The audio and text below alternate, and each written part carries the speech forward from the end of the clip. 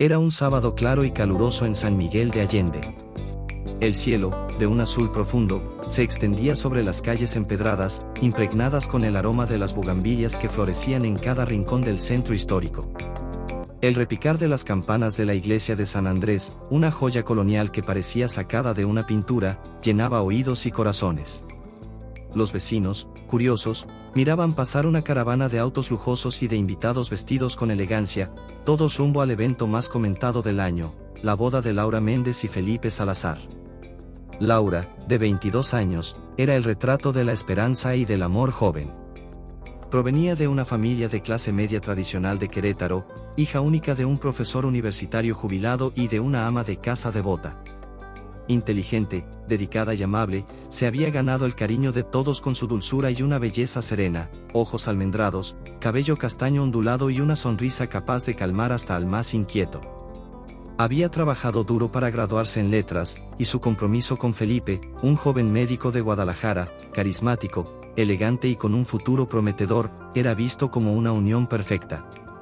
En la sacristía, Laura ajustaba el velo con manos temblorosas, mientras su madre murmuraba una oración y su mejor amiga luchaba por contener las lágrimas. El vestido, confeccionado a medida por una diseñadora de Oaxaca, estaba bordado con flores inspiradas en tapices zapotecas, combinando tradición con modernidad. Se veía deslumbrante. Pero por dentro, su corazón latía con fuerza desordenada, no por duda, sino por la intensidad del momento.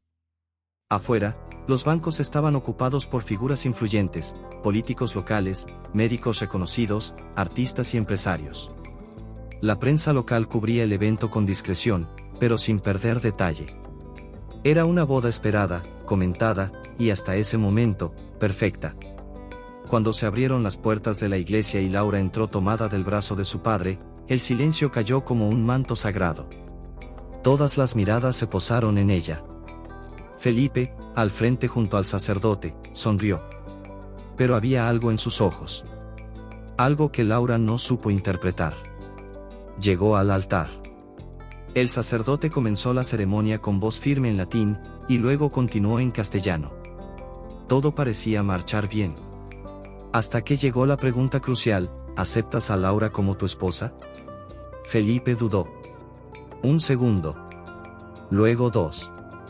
Y entonces, con voz temblorosa, levantó la mano y detuvo al sacerdote. Espere. Yo no puedo. El silencio fue total. La frase retumbó bajo las bóvedas de piedra como una flecha que alcanzó a todos por igual. Laura, inmóvil, parpadeó varias veces, sin comprender. Pensó que era una broma. O los nervios. Pero la mirada de Felipe era seria, decidida, y al mismo tiempo, atormentada. Lo siento mucho, continuó, esta vez mirando al micrófono encendido, que amplificaba cada sílaba para los presentes y, sin que él lo supiera, también para los celulares que ya empezaban a grabar. Laura sintió un escalofrío recorrerle la espalda. El altar, la iglesia, los invitados, todo comenzó a desdibujarse ante sus ojos.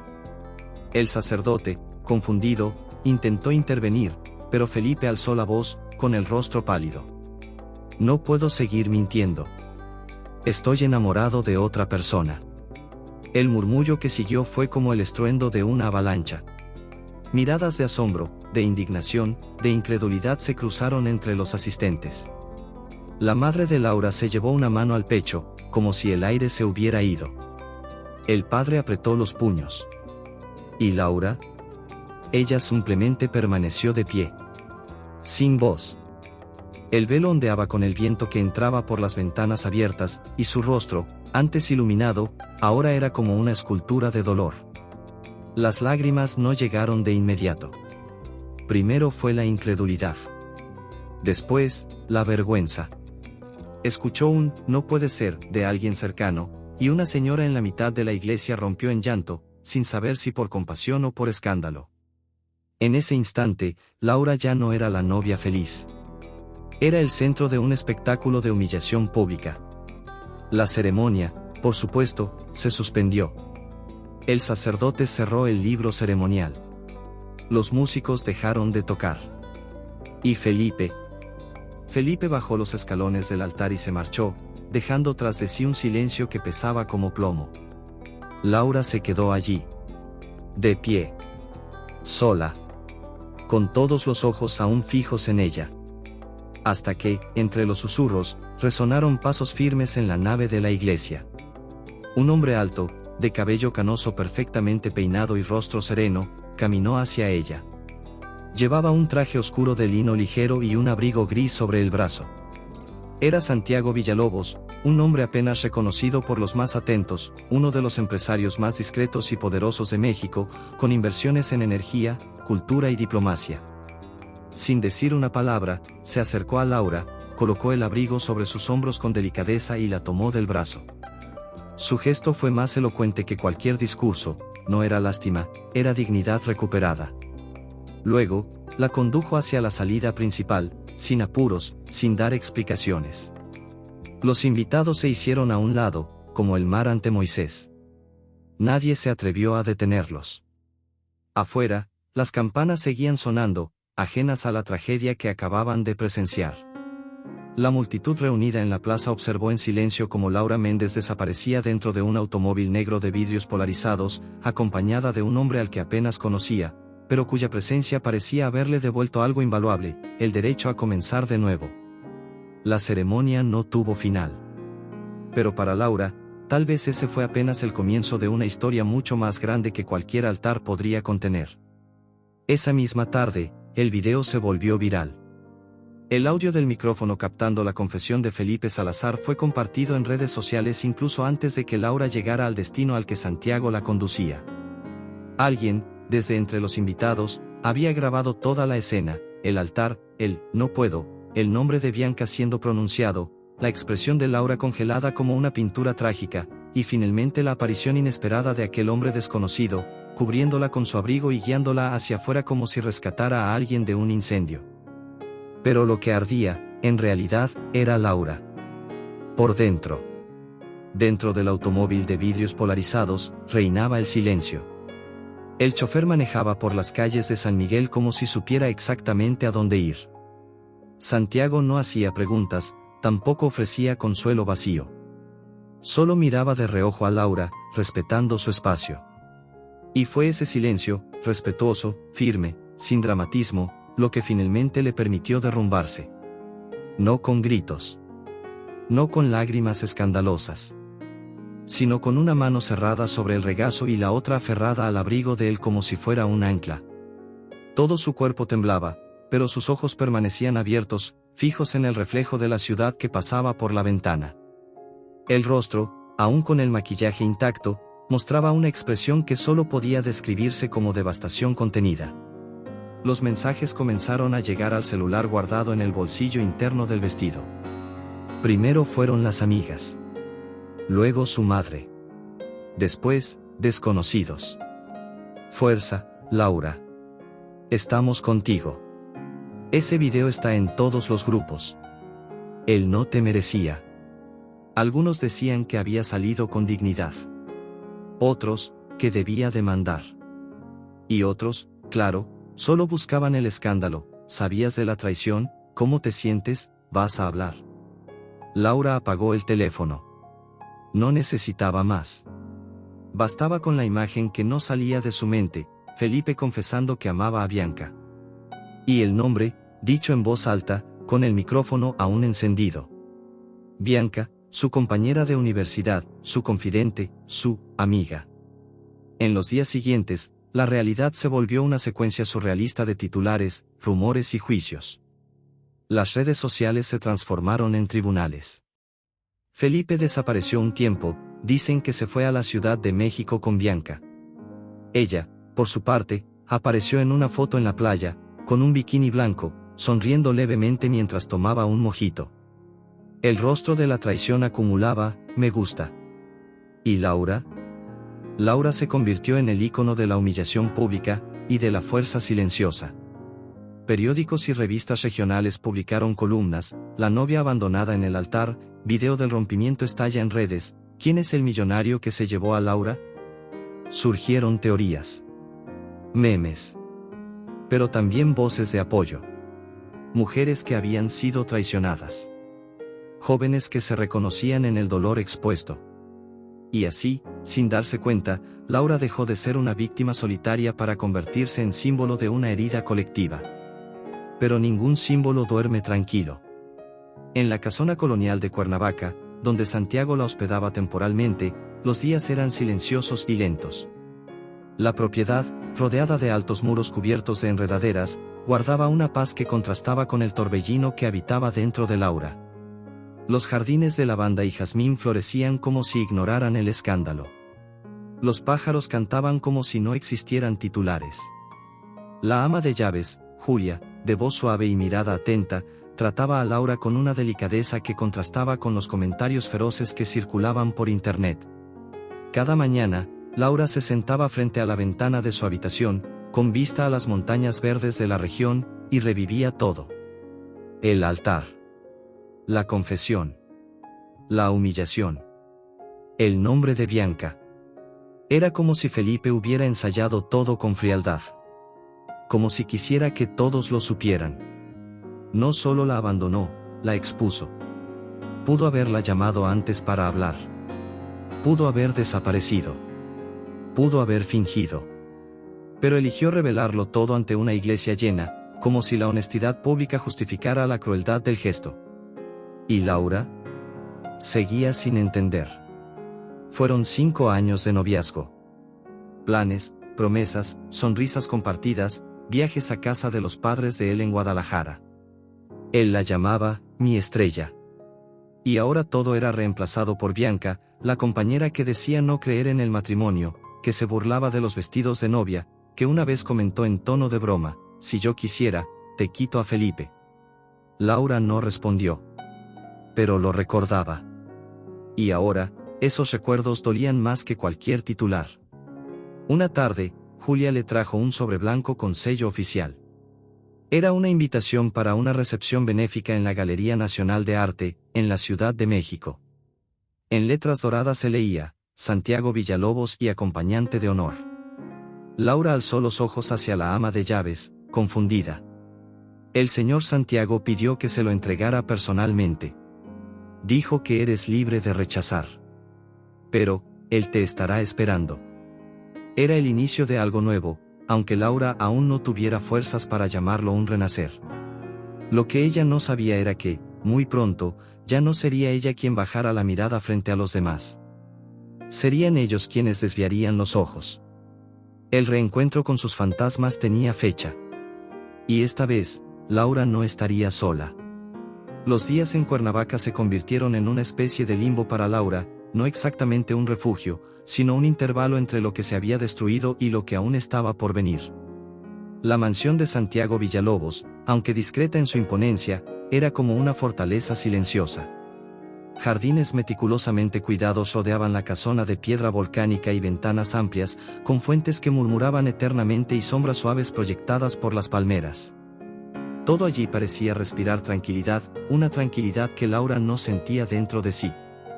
Santiago, por su parte, era una presencia rara, pero imposible de ignorar.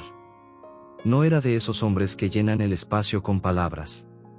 Su autoridad se hacía sentir en la mirada, en los gestos comedidos, en la manera en que los empleados le dirigían la palabra, con respeto, sí, pero también con ese tipo de reverencia silenciosa que solo inspira a quien carga con poder verdadero. Era discreto, siempre de traje oscuro, aunque con telas ligeras y sin corbata, y caminaba por la casa como si meditara con cada paso. Laura lo veía poco los primeros días. Solo de lejos, cruzando el jardín con el teléfono pegado al oído, o subiendo las escaleras de la biblioteca con carpetas en mano. Aún así, su imagen no se le borraba, el hombre que atravesó el templo, le puso su abrigo sobre los hombros y la sacó de aquel infierno público como si rescatara a una reina de entre las llamas. A veces se preguntaba por qué lo había hecho. Y fue una mañana nublada, mientras tomaba café en la terraza, que él se acercó. Sin anunciarse. Sin ceremonia. ¿Cómo estás?, preguntó, mirando al horizonte, no a ella. Laura dudó. No quería fingir fortaleza.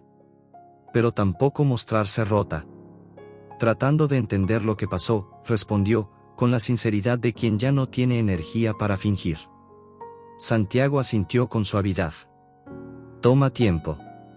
Más del que quisiéramos. Después de eso, guardó silencio. Y Laura entendió que ese era su estilo, ofrecer presencia, no consejos. Esa misma tarde, Santiago la invitó a una conversación más formal. En su despacho, rodeado de estanterías repletas de libros y esculturas indígenas mexicanas de obsidiana, le explicó su propuesta. Quería que Laura lo acompañara durante un trimestre a eventos públicos y cenas de negocios. Solo eso. Nada más allá de lo acordado. Necesito a alguien que sepa comportarse, que sea inteligente y sepa escuchar, dijo. La presencia adecuada, en el momento adecuado, lo cambia todo en una negociación. Pero no quiero una actriz. Quiero a alguien auténtico. Alguien que tenga algo que decir, aunque no diga nada. Laura arqueó una ceja. La propuesta era inusual. Pero Santiago explicó que, en su mundo, las apariencias y el contexto moldeaban decisiones. Un simple gesto, como tenerla a su lado, bastaría para influir en percepciones clave. Eres libre de rechazar, añadió. Pero si aceptas, tendrás hospedaje aquí, apoyo total y libertad absoluta al final. Sin obligaciones, sin condiciones. Ella no respondió de inmediato.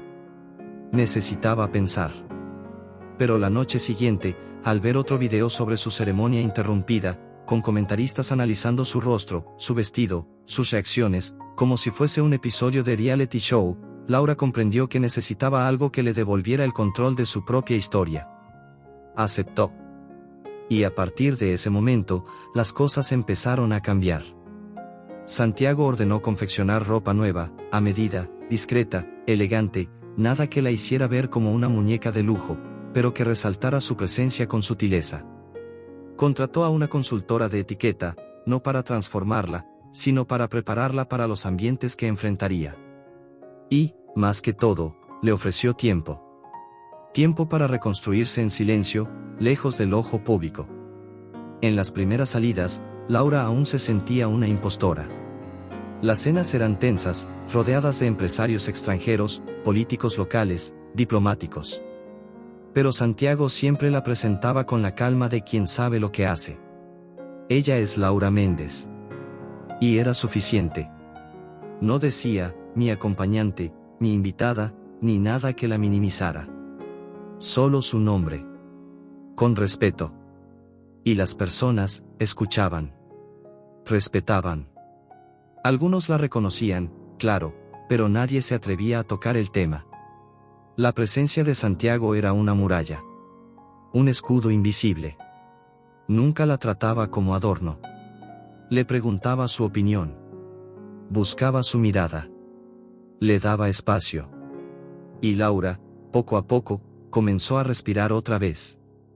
Una de esas noches, durante una exposición en el Museo Soumaya, se encontró frente a un cuadro de Frida Kahlo. Era el autorretrato con collar de espinas. El dolor y la fuerza estampados en la tela la hicieron detenerse. ¿Te gusta Frida?, preguntó Santiago, apareciendo a su lado. Ella no se esconde. Ni del dolor, ni de la belleza. Él solo asintió. Pero en ese instante, Laura entendió que no era solo él quien estaba cambiando las reglas del juego. Ella también estaba aprendiendo a jugar. Su presencia era poderosa. Pero no era él quien la salvaba, era ella quien, al decidir caminar a su lado, elegía no ser más la víctima de la narrativa ajena. El hombre que cruzó el altar le dio el primer impulso. Pero ahora, Laura comenzaba a caminar sola. Y estaba a punto de enfrentar su pasado, de frente, con los ojos bien abiertos. La casa de Cuernavaca no parecía solo un refugio, sino un personaje silencioso en la nueva vida de Laura. Ubicada en las afueras de la ciudad conocida como la Tierra de la Eterna Primavera, la casona donde Santiago la hospedaba estaba rodeada de jardines exuberantes que exhalaban un perfume constante de flores tropicales, frangipani, jazmines, margaritas mexicanas, bugambilias que colgaban como cascadas rojas desde las terrazas. Allí dentro, el tiempo transcurría de otro modo. Como si el mundo exterior, y todo el dolor público que Laura aún cargaba en los hombros, no tuviera permiso de atravesar los altos muros de piedra cubiertos de enredaderas. Era una casa viva. No había ostentación. Todo era funcional, acogedor, y al mismo tiempo, lleno de historia. Las paredes mostraban obras de artistas locales y fotografías en blanco y negro de lugares históricos de México. El sonido del agua corriendo por pequeñas fuentes de piedra se mezclaba con el canto de los pájaros que visitaban el patio interno al amanecer. Laura ocupaba una de las habitaciones del piso superior. Un espacio amplio, con ventanas altas enmarcadas por cortinas blancas que danzaban con el viento. La cama estaba cubierta por un edredón de algodón artesanal, con diseños inspirados en las culturas mixteca y tolteca. Había un sillón junto a la estantería, un escritorio orientado al jardín y, sobre él, un espejo ovalado de forja antigua, ennegrecido por el tiempo. Fue en esa habitación, en sus primeras noches allí, donde Laura durmió profundamente por primera vez desde la boda arruinada. El silencio del lugar, sumado a la gentileza discreta de Julia, la ama de llaves, y a la distancia respetuosa de Santiago, le permitieron derrumbarse sin tener que explicar nada. A veces lloraba en la madrugada, sola. Otras, pasaba horas sentada en la terraza, con un libro abierto y la mirada perdida en el horizonte. Había una forma de sanación ocurriendo, aunque ella aún no supiera cómo nombrarla. Julia, una mujer morena de mediana edad, con el cabello recogido en un moño sencillo y una firmeza maternal en la mirada, comprendía más de lo que decía. No hacía preguntas. Solo preparaba infusiones calmantes, ponía flores frescas en la habitación y aparecía justo cuando Laura parecía más cerca de quebrarse. Una mañana, Laura encontró una bandeja con café recién hecho, panes de elote y frutas tropicales, junto a una pequeña nota. Cuídate. El jardín también necesita sol para florecer. Firmado solo con la letra J. No sabía si venía de Julia o de Santiago. Pero sintió la nota como una caricia. En esos días, Laura reaprendió a escuchar el sonido de su propio corazón. La mansión en Cuernavaca, rodeada de cañones verdes y vistas deslumbrantes de las montañas tepostecas a lo lejos, se convirtió en algo más que un refugio, se volvió un espejo. Poco a poco, fue creando rutinas silenciosas. Caminaba por las alamedas del jardín al amanecer, recogía flores secas, leía poemas de Sor Juana Inés de la Cruz, escribía reflexiones en un cuaderno que había encontrado en la estantería. Algunas veces, se quedaba observando a los empleados en sus tareas, al jardinero limpiando hojas, a la cocinera preparando salsas con chiles frescos, al joven encargado de las plantas hablándole en voz baja a las orquídeas. Era como si todos allí cuidaran del mundo sin apuro. Y Laura empezó a aprender ese ritmo. Santiago, por su parte, seguía siendo una presencia puntual, pero transformadora. En las raras conversaciones que tenían durante las cenas en la terraza trasera, él la escuchaba con atención, preguntaba sin invadir, compartía ideas sobre arte, política y negocios con una calma que contrastaba con el torbellino interno de Laura. Una noche, mientras hablaban sobre escritores mexicanos, ella se dio cuenta de que él también cargaba con un tipo de silencio, más denso, más antiguo. Había algo no dicho detrás de su compostura. Y aún así, o quizás por eso mismo, él no la presionaba. Fue también en esa casa donde Laura tuvo el valor de mirarse en el espejo de cuerpo entero por primera vez desde el escándalo. Y no vio a una mujer humillada. Ni a la novia abandonada. Vio a una sobreviviente. A una mujer que, aunque aún no entendía cómo, seguía de pie. La habitación con vista a las montañas le enseñaba algo nuevo cada día. Que a veces, reconstruir no es empezar desde cero. Es descubrir que quedó en pie después del terremoto. Y Laura empezaba a notar que había mucho dentro de ella que había resistido. Una tarde, después de un paseo entre invernaderos de cactus y senderos de lavanda, se sentó en el borde de la fuente principal del patio central y sumergió los pies descalzos en el agua fría. Cerró los ojos. Sintió el sonido de las hojas, la brisa suave, el aroma de menta y tierra húmeda. Y por primera vez desde que el mundo se derrumbó ante el altar, sonrió. No era una sonrisa de triunfo. Era una sonrisa de supervivencia. Esa noche, encontró otra nota doblada sobre su escritorio.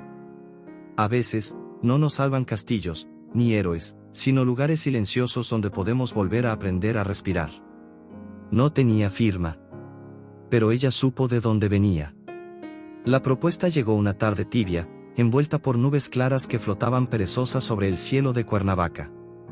Laura regresaba de una caminata por los senderos del fondo de la propiedad, donde pequeños caminos de piedra llevaban a un mirador con vista al valle, cuando Julia la esperaba en la terraza con un sobrecolor crema entre las manos.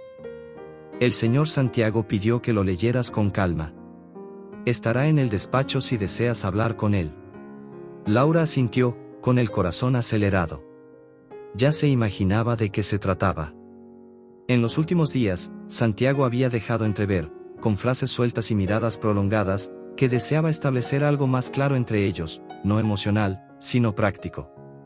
Aún así, el simple hecho de recibir un sobre formal despertó en ella la sensación de que algo estaba por cambiar. Se sentó frente al escritorio, rompió el sello y deslizó los papeles. No era un contrato legal plagado de cláusulas intimidantes. Era un acuerdo redactado con un lenguaje claro, directo, casi afectuoso. Lo esencial era sencillo. Santiago invitaba a Laura a acompañarlo durante 90 días a eventos sociales, cenas, exposiciones de arte, reuniones con socios internacionales y compromisos políticos discretos. A cambio, tendría libertad total, apoyo logístico, privacidad y, al final, la posibilidad de retomar la vida que quisiera, con ayuda financiera, si lo deseaba. La propuesta subrayaba, sin obligaciones físicas, sin expectativas románticas, sin sumisión. También había una nota manuscrita, escrita por él al pie de la última página. Puedes rechazarlo sin necesidad de dar explicaciones. Pero si aceptas, quiero que sepas que estaré a tu lado con el mismo respeto que tuve el día en que crucé aquella iglesia. Laura respiró hondo. Recordó la escena. La vergüenza convertida en rescate. El altar hecho ruinas y la presencia de él devolviéndole el suelo bajo los pies. En los días siguientes, pensó y repensó la decisión. Había algo impensable, casi absurdo, en esa propuesta. Pero también había una ventana abierta, una invitación a reconstruirse, no desde la sombra de la humillación, sino desde la luz de una elección consciente. Por primera vez desde el escándalo, alguien le ofrecía algo sin pedir nada a cambio más allá de su presencia auténtica. Esa noche, fue ella quien fue al despacho de Santiago. Él estaba sentado en su escritorio, con las gafas al borde de la nariz y decenas de papeles organizados en pilas meticulosas. Levantó la vista al verla entrar, pero no se levantó. Laura colocó el sobre firmado sobre la madera y dijo: «Acepto». Nada más. Santiago asintió, como si ya lo supiera. «Muy bien», dijo él. «Empezamos la próxima semana. El primer evento es una recepción en la Galería Nacional. Será un buen debut». Laura arqueó una ceja. ¿Debut? Él sonrió levemente, pero no respondió. En los días que siguieron, la transformación fue sutil, pero constante. El asesor de imagen apareció para ajustar los atuendos. Las pruebas se realizaban con discreción, prendas elegantes, pero cómodas, casi todas en tonos neutros, como si Santiago quisiera que Laura destacara por su presencia, no por los colores. Una profesora de arte comenzó a visitarla 2 veces por semana, enseñándole los conceptos básicos de la pintura moderna, escultura latinoamericana y artistas indígenas que ganaban espacio en los circuitos de lujo. Laura, curiosa, se sumergía en los temas con la misma intensidad con la que antes estudiaba poesía. Se sentía viva, desafiada. Como si su inteligencia, tantas veces subestimada por miradas superficiales, ahora fuera el centro de su nueva identidad. Santiago, por su parte, se mantenía como un guía silencioso. Aparecía en las cenas, comentaba sobre las reuniones del día, compartía con ella relatos sobre negociaciones con el gobierno, proyectos sociales en Oaxaca, alianzas con galerías en Guadalajara. «Muchos creen que el poder está en dominar la palabra», le dijo una noche, sirviendo vino en la terraza. «Pero yo creo que el verdadero poder está en dominar el silencio. Saber cuándo callar, y cuándo estar presente». Laura lo escuchaba con atención. Aprendía. Una noche, se atrevió a hacer la pregunta que llevaba días guardando. «¿Por qué me escogiste?». Santiago tardó en responder. Se recostó en la silla, mirando la oscuridad del jardín. «Porque seguiste de pie», respondió al fin. «Incluso cuando tenías todas las razones para caer. Y porque supe que, estar a tu lado diría más sobre mí que cualquier discurso. Laura no respondió. Pero algo dentro de ella se reacomodó. Como si una columna torcida volviera a su eje. Cuando llegó el día del primer evento, la recepción en la Galería Nacional estaba lista. El vestido era de corte sencillo, ajustado a la cintura, con bordados hechos a mano por artesanas de Chiapas. El cabello, recogido en un moño con algunos mechones sueltos cayendo con suavidad sobre la nuca. El maquillaje era ligero, los pendientes discretos. Pero lo que más llamaba la atención era la mirada. Ya no era la mujer rota del altar. Era otra. Santiago, al verla bajar las escaleras esa noche, solo dijo: «Estás perfecta». Ella sonrió. Pero no por vanidad. Sonrió porque sabía que estaba donde quería estar, no por necesidad, ni por vacío, sino por elección. Y había algo poderoso en eso. En la limusina que los llevó a la Ciudad de México, Santiago permaneció en silencio. Pero de vez en cuando, sus ojos encontraban los de ella reflejados en el cristal. Y había algo allí. No era romance. No era deseo. Era alianza. Un respeto mutuo entre dos almas que habían sido quebradas de formas distintas y que, de algún modo, ahora se sostenían para no romperse otra vez. Laura no sabía lo que encontraría esa noche. Pero sabía que, por primera vez desde el escándalo, no se sentía expuesta. Se sentía protegida. Y más que eso, se sentía vista. La Galería Nacional, ubicada en el corazón de la Ciudad de México, se alzaba con su arquitectura brutalista de concreto y vidrio como un monumento al arte contemporáneo y a la élite cultural del país. Aquella noche, las amplias escalinatas estaban colmadas de periodistas, fotógrafos y asistentes de alto perfil, ministros, empresarios, coleccionistas internacionales y jóvenes talentos del mundo artístico. Pero nada en ese evento provocaría más miradas que la llegada de Santiago Villalobos acompañado de Laura Méndez. Llegaron con discreción. El auto negro se deslizó hasta el acceso reservado y se detuvo sin alarde. Un guardia de la galería abrió la puerta, y Santiago descendió primero, sobrio, elegante en su traje de lino oscuro. Extendió la mano, y Laura emergió con un vestido de corte estructurado, en tela mate color vino, con un escote discreto y hombros levemente marcados. Llevaba el cabello recogido en un moño bajo y firme, dejando al descubierto su rostro delicado, ahora más afinado, más maduro. Usaba un labial en tono quemado y pequeños pendientes de plata que parecían esculpidos por manos indígenas. Fue como si el tiempo se detuviera por un instante. Las cámaras comenzaron a disparar, pero no hubo euforia. Era una reverencia silenciosa, casi contenida, como si todos supieran que no estaban presenciando una simple aparición, sino un regreso. Laura sintió el peso de las miradas. Pero, sorprendentemente, no se sintió disminuida. Al contrario. Caminaba con paso firme. El mentón en alto. El corazón palpitaba con fuerza, pero sin desborde. Estaba preparada. Dentro del salón principal, luces indirectas realzaban esculturas suspendidas y pinturas monumentales en tonos intensos. El sonido del cuarteto de cuerdas flotaba suave en el aire, como si las notas se inclinaran ante el silencio elegante del espacio. Fue Santiago quien condujo a Laura durante las primeras conversaciones. La presentó a curadores, directores de fundaciones y políticos discretos. Siempre con la misma frase: «Ella es Laura Méndez». Y eso bastaba. En menos de media hora, Laura ya conversaba por su cuenta con una artista emergente de Oaxaca sobre las influencias espirituales del arte zapoteca. Los hombres la miraban con curiosidad. Las mujeres, con respeto. Algunas, con envidia. Otras, con una especie de admiración silenciosa. Pero nada, absolutamente nada, prepararía a Laura para el momento en que sus ojos se cruzaron con los de Felipe Salazar. Él estaba junto a Bianca. Ambos vestidos de gala, claramente invitados por algún patrocinador.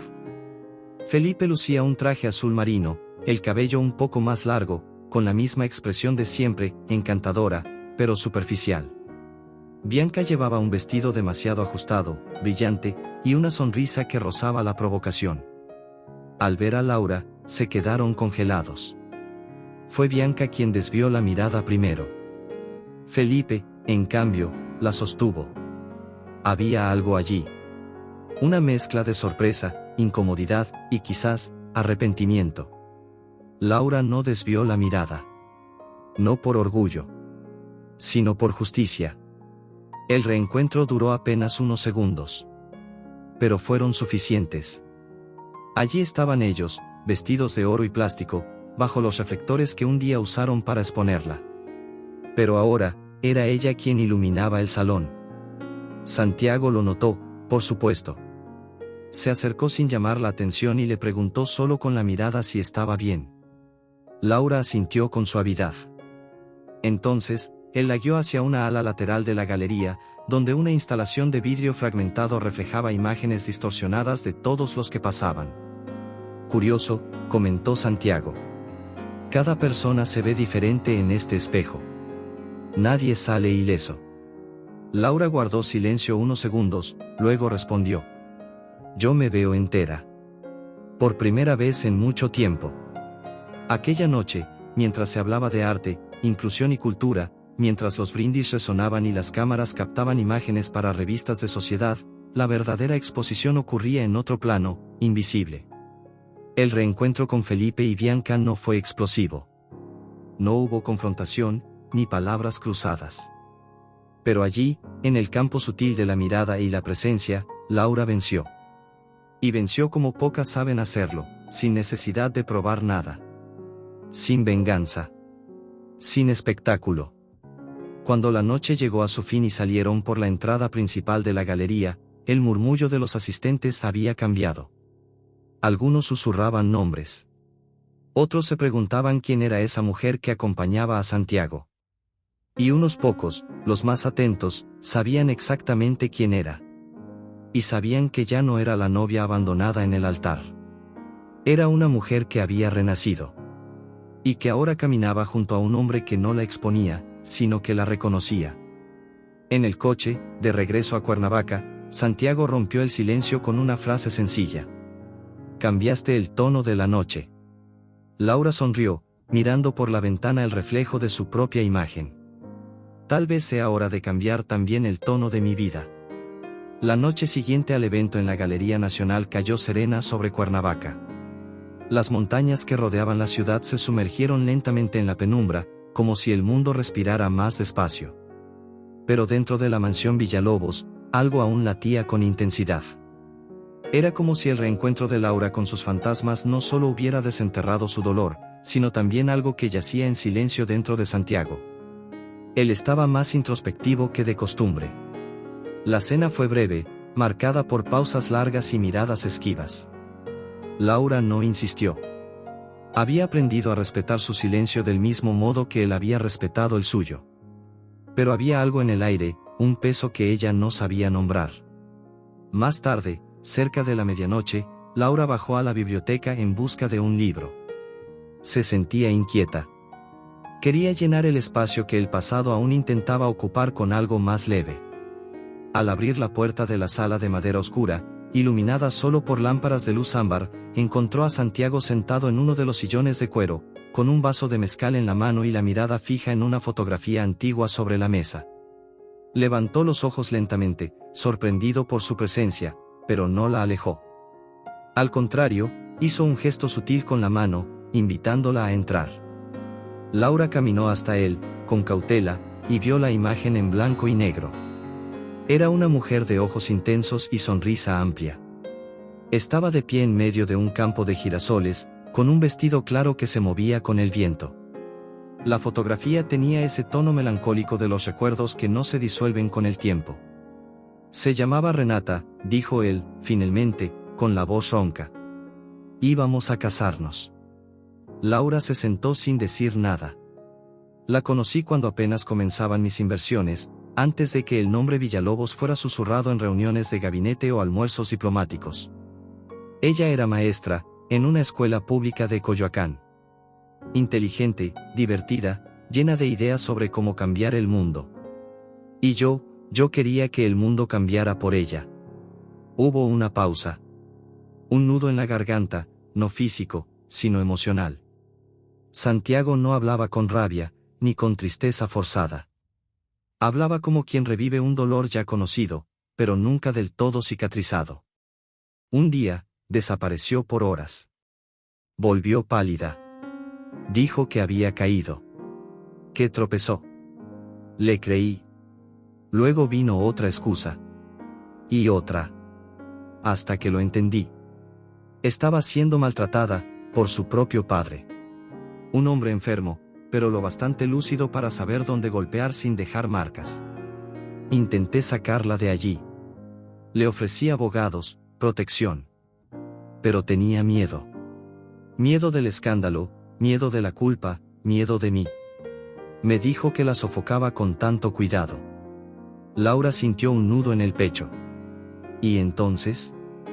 Preguntó, casi en un susurro. Entonces desapareció. Se fue sin dejar una nota, sin dirección, sin nada. Creí que se había marchado lejos. Solo supe meses después, que se había quitado la vida. En un pequeño hotel en la costa de Veracruz. Solo dejó una frase en su diario: no soporté ser una vergüenza para él. El dolor en la voz de Santiago era punzante. Pero no había lágrimas. Había culpa. Una culpa que cargaba doblada, como una carta arrugada olvidada en el bolsillo del saco. Desde entonces, nunca más me permití intervenir en el dolor de nadie. Nunca más intenté salvar a nadie. Ni amar. Solo observé. Desde lejos. Hasta el día de tu ceremonia. Laura no respondió enseguida. Observó la fotografía de Renata. Y entonces, en un gesto casi instintivo, extendió la mano y tomó la de él, firme, cálida, silenciosa. Santiago no se apartó. No fallaste con ella, dijo Laura, al fin.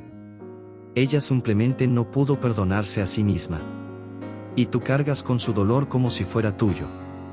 Pero el dolor, Santiago, no nos pertenece para siempre. También necesita irse algún día. Santiago respiró hondo, como si esas palabras abrieran una pequeña ventana en una habitación cerrada desde hacía demasiado tiempo. Esa noche, no se besaron. No se tocaron más allá de las manos. Pero fue allí, entre libros antiguos, luz amarilla y memorias rotas, que algo verdaderamente íntimo ocurrió. Dos dolores se reconocieron. No como reflejos, sino como sobrevivientes. A la mañana siguiente, la casa se sentía más ligera. Julia preparó pan de elote con café caliente, y la luz del sol parecía más clara. Laura miró por la ventana y vio a Santiago en el jardín, de pie frente a la fuente. No con la rigidez de antes, sino con una leve inclinación de cabeza, como quien finalmente permite que el pasado sea recuerdo, y no prisión. Ella sonrió. Lo que había comenzado como un contrato se transformaba en algo más raro: confianza. No esa confianza ciega de los cuentos de hadas, sino la que nace de la transparencia, la escucha y la aceptación de las cicatrices. Porque a veces, lo que cura no es el amor inmediato. Es el reconocimiento mutuo del dolor. Habían pasado 3 meses desde el día en que Laura firmó el contrato con Santiago Villalobos. El tiempo no había borrado el dolor, eso nunca sucede del todo, pero lo había moldeado en algo distinto. Ya no era una herida expuesta. Era un recuerdo que enseñaba, como una cicatriz que, al sanar, nos obliga a cambiar la forma en que nos movemos por el mundo. Laura ahora se movía con firmeza. Las mañanas comenzaban con caminatas suaves por el jardín, donde los jazmines florecían junto a los muros cubiertos de yedra. Saludaba a los empleados por su nombre, se detenía a observar mariposas entre las lavandas y tomaba café bajo la pérgola, acompañada de su cuaderno de anotaciones. Escribía. No sobre lo que había perdido, sino sobre lo que estaba reconstruyendo, dentro de sí y a su alrededor. Ya no se reconocía en aquella mujer que temblaba frente al altar ante un público de celulares alzados. Tampoco se veía más como la figura frágil que subía las escaleras de la mansión de Santiago con los ojos hinchados de vergüenza. Ahora era otra. Seguía siendo Laura Méndez, pero renombrada por dentro. Fue Julia quien lo notó primero. Tus ojos están más profundos, pero tu mirada es más firme, dijo mientras servía el té. Laura sonrió. Sabía exactamente lo que eso quería decir. Las últimas semanas habían sido intensas. Las apariciones públicas junto a Santiago se volvieron rutinarias. Visitaron proyectos sociales en el interior de Michoacán, asistieron a una conferencia sobre inversión sostenible en Guadalajara, y fueron invitados a una cena privada en el Palacio Nacional con representantes extranjeros. Y en todos esos lugares, Laura era vista, no como un adorno, sino como una presencia activa, centrada, respetada. Santiago se aseguraba de ello. Seguía siendo discreto, pero ya no era tan impenetrable. Desde la noche en que le habló de Renata, entre ellos se formó un nuevo tipo de vínculo, no declarado, pero palpable. El roce ocasional de una mano, una mirada prolongada al final de una conversación, el silencio compartido como quien entiende que hay palabras que solo el tiempo tiene derecho a pronunciar. Y entonces, un domingo de primavera, Santiago la llamó para hablar. Estaban en la biblioteca. Laura vestía un vestido ligero, de algodón claro, y hojeaba un libro de poemas de Octavio Paz cuando él entró. El contrato termina mañana, dijo, directo, pero con una voz más suave de lo habitual. Laura cerró el libro lentamente. Lo sé. ¿Y entonces? Preguntó él. ¿Te vas? Hubo una pausa. Laura lo miró con una sonrisa serena. No había duda ni tensión. Vine aquí intentando huir de mí misma. Pensé que, si me escondía el tiempo suficiente, todo pasaría. Pero ocurrió otra cosa. Me encontré. Y eso, Santiago, me lo debo a mí. Y también a ti. Él asintió, en silencio. Pero ahora, continuó ella, necesito construir algo con mis propias manos. Con lo que soy ahora. No con lo que quedó de antes. Se levantó, caminó hacia él y le extendió la mano. Santiago la tomó, firme. Gracias, dijo ella. Por todo. Por tu presencia. Por tu respeto. Y por nunca haber intentado salvarme. Me diste la oportunidad de salvarme sola. Hiciste más que eso, respondió él, finalmente. Me recordaste que vivir es seguir eligiendo, incluso después del dolor. Y que no tenemos que elegir solos. Ella sonrió. Y por primera vez, se permitieron un abrazo. No uno formal. Sino de esos en los que dos mundos se tocan por un instante, no para fundirse, sino para reconocerse. Días después, Laura dejó Cuernavaca. Se fue a Puebla, donde alquiló un pequeño apartamento con vista al Zócalo. Se inscribió en un curso de escritura creativa, comenzó a colaborar con un proyecto de fomento a la lectura para jóvenes en comunidades indígenas y escribió un artículo que fue publicado en una revista de circulación nacional, La mujer frente al altar, ¿qué hacer cuando la vida dice no en voz alta? El texto se volvió viral. Pero esta vez, ella no era la protagonista del escándalo. Era la autora de su propia historia. De Santiago seguía recibiendo postales, nunca mensajes digitales. Una costumbre antigua suya. Enviaba fragmentos de libros, frases que hacían pensar o reconfortaban. Una vez, llegó un sobre con una frase escrita a mano. No todo final es una pérdida. A veces, es solo la forma del destino de abrir una nueva puerta. Laura pegó esa frase en el espejo de su nuevo cuarto. Y siguió. Una nueva mujer caminaba ahora por las calles coloniales de Puebla. Llevaba los mismos recuerdos, pero no los mismos miedos. Sabía de lo que era capaz. Sabía que podía caer, pero también sabía cómo levantarse. Y eso, nadie jamás podría quitárselo.